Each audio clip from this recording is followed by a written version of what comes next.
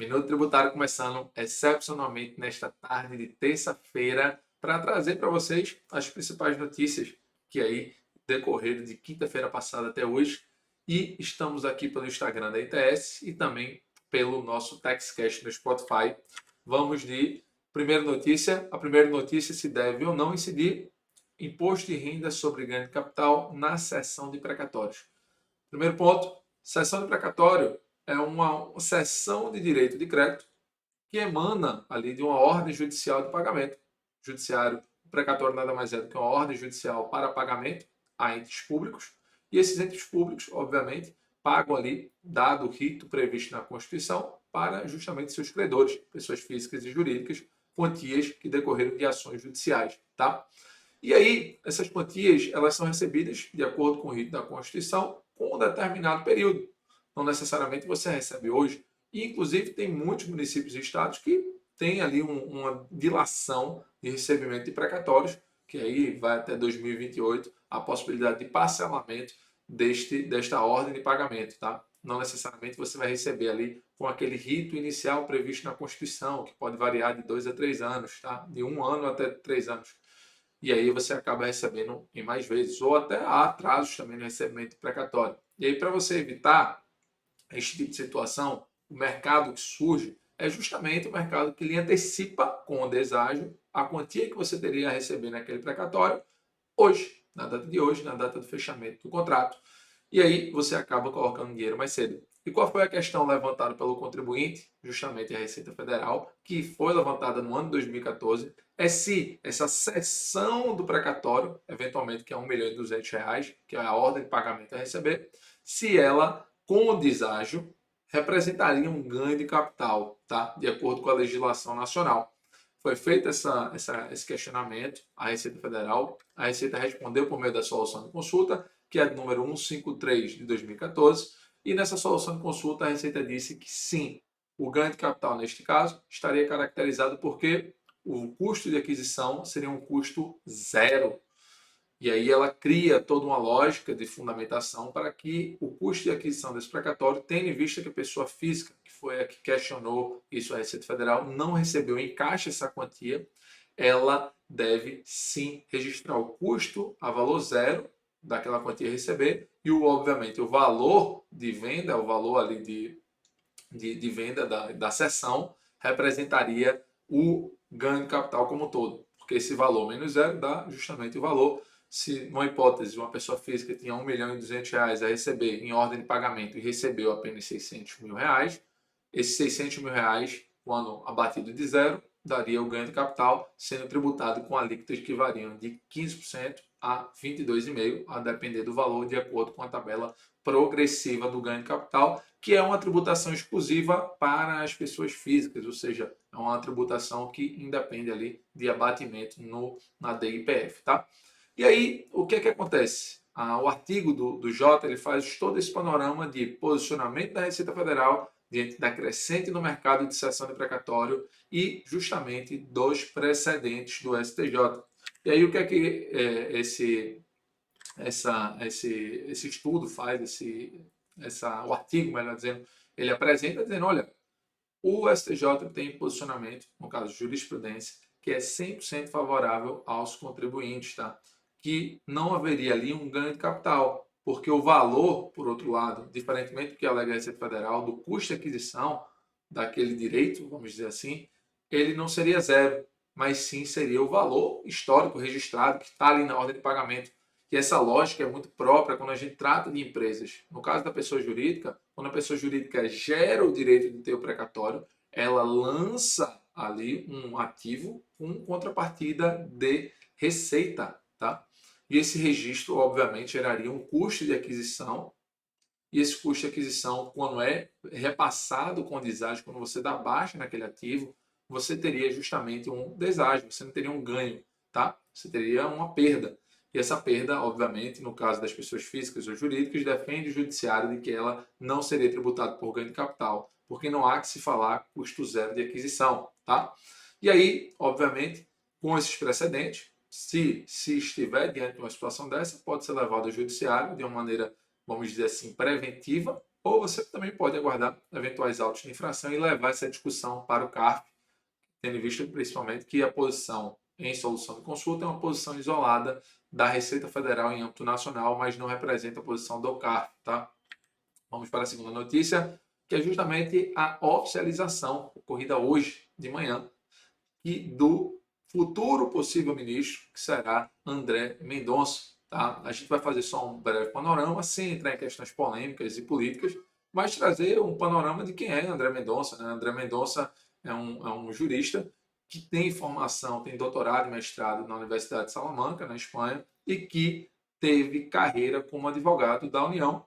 E neste finalzinho vamos dizer assim, do governo, da posição dele no governo Bolsonaro, antes de virar um possível ministro do STF, que ele vai passar pela sabatina, devendo ter aí o chancelamento de 41 dos senadores, mas ele atuou como advogado-geral da União, além de ser AGU por natureza, por concurso público, ele atuou como representante da União máximo ali, que defende a União e tem os posicionamentos perante os tribunais superiores, e foi justamente assim, com essa afinidade com o governo, que ele se tornou agora vai se tornar, muito possivelmente, pelo que as notícias hoje explanam, né, dizendo que muito possivelmente não tem uma maioria contra a sabatina dele. Mas, de toda forma, o que eu quero trazer para vocês é que a gente tem outros ali, ministros do STF que também foram AGU, dentre eles o ministro Gilmar Mendes e o ministro Dias Toffoli. E aí, quanto ao direito tributário, que é o que nos interessa, principalmente neste minuto tributário, o que eu tenho a dizer é que o ministro Gilmar e o ministro Dias Toffoli, por regra, a gente tem posições deles que são desfavoráveis aos contribuintes, não necessariamente em todos os casos, é claro, existem várias exceções, mas em grandes causas, como por exemplo, exclusão do ICMS, texto constitucional de férias, dentre outras questões, por exemplo, ICMS antecipação, que o voto do ministro Gilmar, inclusive, puxou o posicionamento ali dos demais ministros, que eram algo que estava super favorável aos contribuintes, mas, de todo modo, eles têm posicionamentos que são contrários. Não sei como o ministro André Mendonça, se assim for, se assim chegar no cargo de ministro do STF, que tudo indica que vai sim chegar, não sei como ele vai se posicionar, mas pela escola de vida que ele teve, de ter sido, inclusive, diferente de Gilmar Mendes, inclusive também diferente de Dias Toffoli, ambos foram advogados. O ministro Gilmar Mendes, na realidade, nem advogado foi, se não me engano, ele foi procurador da República ou foi, enfim, algum integrante do Ministério Público. Mas o ministro André Mendonça, pela escola dele, pode ter uma chance maior ali de ter posicionamentos favoráveis à União. Lembrando, e a União e demais entes federados, lembrando que a AGU, o cargo que ele ocupava, é diferente da Procuradoria da Fazenda Nacional, então não necessariamente ele estava vinculado às causas tributárias, mas sim causas administrativas e também causas consultivas ali da própria União, tá? Não necessariamente ele atuava no âmbito, no braço Fazenda Nacional. Mas aí fica óbvio, a escola talvez possa prevalecer ali mais um entendimento desfavorável aos contribuintes em causas grandes, e saindo o ministro Marco Aurélio, que tinha posicionamento em muitas vezes favoráveis aos contribuintes e contra a modulação dos efeitos. Vamos aguardar aí o que a gente terá com o ministro, o possível futuro ministro André Mendonça. Vamos lá de reforma tributária. Reforma do IR vai dificultar o planejamento tributário. Isso aí, enfim, a gente vem trazendo tudo com relação à reforma tributária, a gente vem trazendo aqui no Minuto Tributário, em pouquíssimos minutos, até porque sempre vem ocorrendo ali uma ou outra alteração, mas o que a gente vai trazer hoje, essa dificuldade de planejamento tributário, é justamente quanto ao ágio e as stock options, tá? Na reforma tributária, além de tributação de dividendos, indedutibilidade da JSCP, tributação das holdings patrimoniais no lucro real em vez de ser lucro presumido, dentre diversos outros aspectos que trouxemos, possíveis planejamentos futuros de pejotização, tudo nesses minutos tributários anteriores. O que a gente vai trazer hoje é quanto ao ágio. O ágio, para quem não sabe, principalmente na venda e aquisição, incorporação, fusão e cisão, que são combinações de negócios. Nessas combinações de negócios, quando há uma aquisição, por exemplo, ou incorporação entre empresas, quando você tem uma quantia de aquisição maior do que você espera ter pela empresa, você não consegue justificar essa quantia, você gera um tipo de ágio chamado goodwill. Esse goodwill, que é um braço do ágio, digamos assim, que obviamente hoje a legislação brasileira, após 2014, regulamenta muito o ágio, divide o ágio em três hipóteses, que é o custo de aquisição, a mais-valia e o goodwill. O goodwill é justamente aquele ativo intangível que você não consegue explicar, que está ali imbuído ali na própria marca da empresa, às vezes no alcance que você vai ter, a expectativa de rentabilidade futura, que é assim que a gente chama o goodwill aqui no nosso estado brasileiro. E essa quantia que você paga a mais pela empresa, justificada no goodwill, ela é hoje deduzida numa proporção de 1,60 avos do imposto de renda da empresa que está incorporadora, na empresa adquirente. Tá? E aí o que, que acontece? A modificação hoje que se propõe na reforma tributária nessa segunda etapa é justamente de você, a partir de 2022, tornar indedutível esse ágio gerado pelo goodwill. Tá? Que isso, obviamente, foi incentivado por Fernando Henrique Cardoso, lá pelos anos de 1997, se eu não me engano, na legislação que tratava e queria fomentar negócios jurídicos entre as empresas e combinações de negócios, alavancar a nossa economia, é algo que hoje talvez a gente dê dois passos para trás e venha regredir, lembrando que o ágio compõe a grande maior parte do ativo, o do passivo judicial tributário e administrativo tributário de grandes empresas e do ativo da União, que hoje tem grandes discussões, leva grandes discussões por meio de autuações fiscais em empresas que utilizam o ágio como uma forma, algumas vezes de simulação e algumas vezes de acordo com a legislação mal interpretada pelo fisco brasileiro, que essa grande discussão entre o que o fisco acha e o que os contribuintes acham sobre planejamento tributário, tenho certeza absoluta que o ágio é uma das grandes etapas dela e a indutibilidade do ágio acaba sim gerando um desincentivo, mais um, né? Porque dentre diversos pontos que esse artigo do Valor Econômico lista, o ágio é uma fonte de planejamento tributário muito grande entre as empresas, está aí que tem o maior ativo de discussão no âmbito administrativo, tributário, e que, vindo a se extinguir, você acaba, obviamente, desestimulando, de certo modo, ali, o planejamento tributário nesse aspecto, e você acaba também desestimulando, de certo modo, a economia, mas evitando também discussões no âmbito administrativo, tornando algo mais, vamos dizer assim, previsível e seguro para o investidor, de uma maneira pior, porque não vai ter um incentivo fiscal, mas é algo que ele vai ter previsibilidade na transação dele. Outro ponto que o artigo traz, que é importante trazer, é sobre as stock options. A stock options também vai deixar, ela acaba disciplinando o que é dedutível a título de stock option, e aí a legislação passa a definir que, no caso da stock option, paga a pessoas que não são seletistas, como por exemplo diretores e administradores da empresa, ela necessariamente não será dedutível do imposto de renda. Ou seja, a pessoa jurídica tem que incluir, porque a stock option ela gera uma despesa da empresa, a contrapartida da stock option ela é uma despesa e essa despesa ela tem que ser incluída no lucro real, e toda vez que a gente fala em incluir ou excluir, a gente está falando de lucro real. Tá? A dedução sempre é vinculada ao lucro real, não se aplica às empresas do presumido, tampouco do Simples Nacional, mas essas empresas têm que necessariamente incluir essa despesa na base do lucro da empresa quando for apurar lá na LALU, na parte A, tá bom?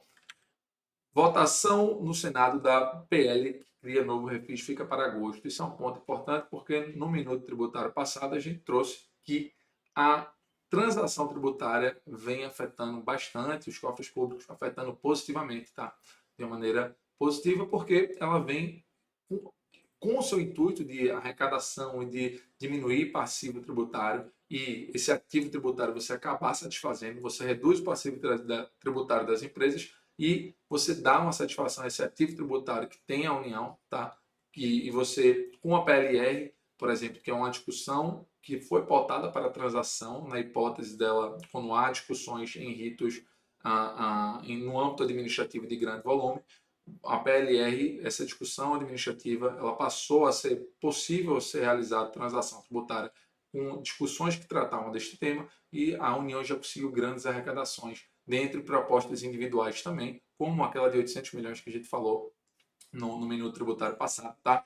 E essa arrecadação, ela acaba vindo no contraponto do refis. Ela acaba sendo, a transação em si acaba olhando a empresa da forma que ela hoje se encontra, o futuro dela, se ela é uma boa empresa para o fisco, inclusive até para fins de rating no futuro, se ela é uma empresa que tem um rating A, se é uma empresa que não tem grandes discussões no âmbito administrativo, judicial, uma empresa que tem um futuro que não é utilizado para planejamento simulado, etc. e tal. E no refis você vindo a prevalecer, vindo a virar lei, você acaba tornando tudo genérico e você misturando o bom contribuinte com o mau contribuinte. Mas o fato é que o que cabe a gente noticiar neste minuto tributário é que vai ser sim votado o refis na Câmara e no Senado a partir de agosto. Vamos aguardar o que virá. Caso sobre crédito presumido pode ter reviravolta com a saída de Marco Aurélio. Como eu já falei, o ministro Marco Aurélio se aposentou e um dos casos importantes que está na mão dele, que foi pedido destaque pelo Supremo Tribunal Federal, é sobre a inclusão ou não da receita com crédito presumido CMS, que é um incentivo fiscal, e esse incentivo fiscal, a contrapartida dele é justamente uma receita, e por ser uma receita, ele estaria ou não incluído na base de cálculo do PIS e da COFINS, e se estivesse, tem hoje uma discussão judicial no âmbito do Supremo Tribunal Federal, que ela foi terminada, que diga-se de passagem, em 6-5 favorável às empresas, porém, no último minuto lá do plenário virtual, o ministro Gilmar Mendes pediu destaque e o pedido de destaque dele leva a discussão novamente, levará para uma videoconferência, né, que são os julgamentos hoje realizados, ou para o plenário presencial, quando votar lá no STF, levará essa discussão e um novo ministro estará no papel, assumindo o papel que muito possivelmente é André Mendonça, no papel de ministro Marco Aurélio, ele poderá ali reverter o voto de Marco Aurélio e dar um voto contrário, vindo a trazer a derrota dos contribuintes. Lembrando que não estou dizendo aqui que isso foi uma estratégia do ministro Gilmar Mendes, mas é algo que, assim como no imposto de grandes fortunas, que o ministro Marco Aurélio votou pela inconstitucionalidade por omissão do Congresso Nacional, pode ter uma grande repercussão nesse caso do PIS e da COFINS, principalmente porque o ministro Gilmar votou contrário aos contribuintes. Tá?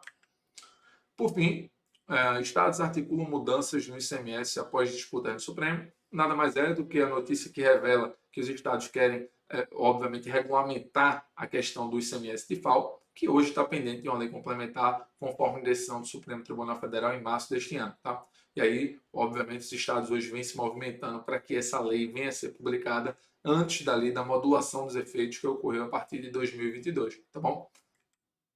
E, por fim, o contribuinte pode desistir parcialmente do processo que trata da transação ali da PLR. Isso aí teve um parecer da Procuradoria-Geral da Fazenda Nacional, que justamente diz, olha, a transação você não precisa abdicar da discussão administrativa ou judicial como um todo, mas você pode discutir apenas parte dessa discussão que você estava levando ao CARF ou no âmbito judicial, e a outra parte você pode sim transacionar, que é um ponto também 100% positivo em prol das empresas, porque aí vão poder abdicar apenas de parte do direito, né? Vocês não precisam abdicar da totalidade do direito que vem sendo discutido no âmbito administrativo. E assim a gente encerra nosso minuto tributário, já agradecendo a vocês a presença de hoje.